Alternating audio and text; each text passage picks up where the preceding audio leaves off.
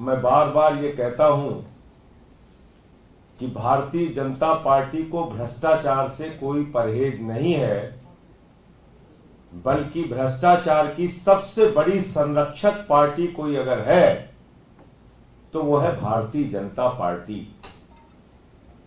ये बात electoral bond में भी सामने आ गई। ये बात इस बात से भी साबित होती है कि अपने चंद पूंजीपति दोस्तों का भारत की सरकार ने और प्रधानमंत्री जी ने 15 लाख करोड़ रुपए माफ किया। 3.5 लाख करोड़ रुपए बैंकों के सेटलमेंट के जरिए चंद पूंजीपतियों का माफ किया गया।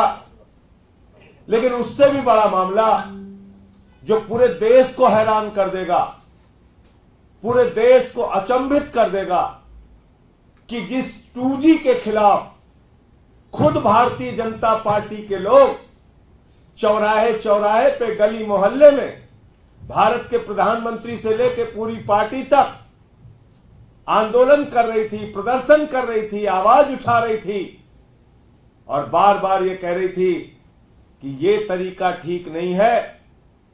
फर्स्ट कम फर्स्ट सर्विस की, फर्स्ट कम फर्स्ट सर्व की जो पॉलिसी है वो गलत है, यही आरोप था। और 2012 में माननीय सर्वोच्च न्यायालय का ऐतिहासिक जजमेंट आया, ऐतिहासिक जजमेंट। उन्होंने कहा कि स्पेक्ट्रम जो बांटे जाएंगे, उसके लाइसेंस जो बांटे जाएंगे, उसकी नीलामी होनी चाहिए, उसका ऑक्शन होना चाहिए, उसको फर्स्ट कम फर्स्ट सर्व के बेसिस पे नहीं देना चाहिए।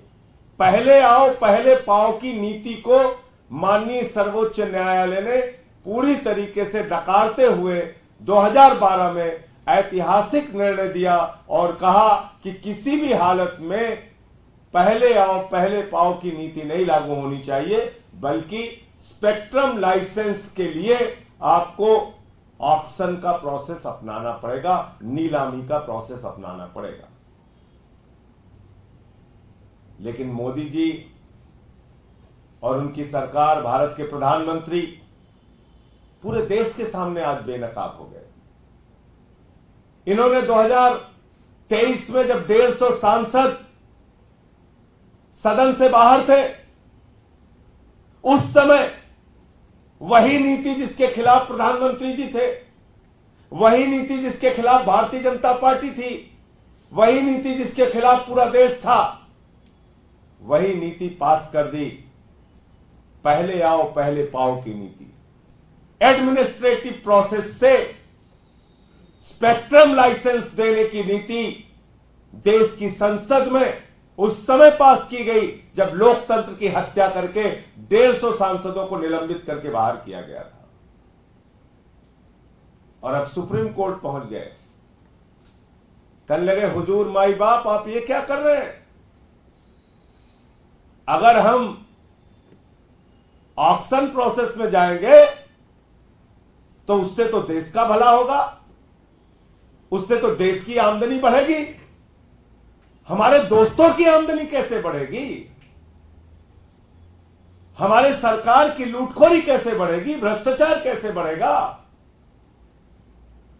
तो सुप्रीम कोर्ट पहुंच गए। कहने लगे 5G का जो लाइसेंस है स्पेक्ट्रम का, वो लाइसेंस हमको पहले आओ पहले पाओ की नीति के आधार पर, यानी कि एडमिनिस्ट्रेटिव प्रोसेस के आधार पर वो लाइसेंस देने की हमें अनुमति दी जाए। पहले कानून पास किया और अब सुप्रीम कोर्ट पहुंच गए।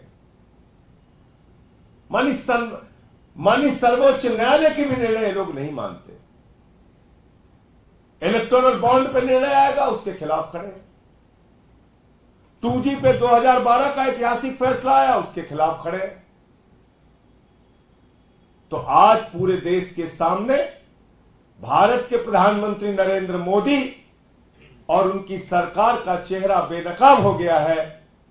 ये मोदी जी का 5G घोटाला है, 5G का महा घोटाला।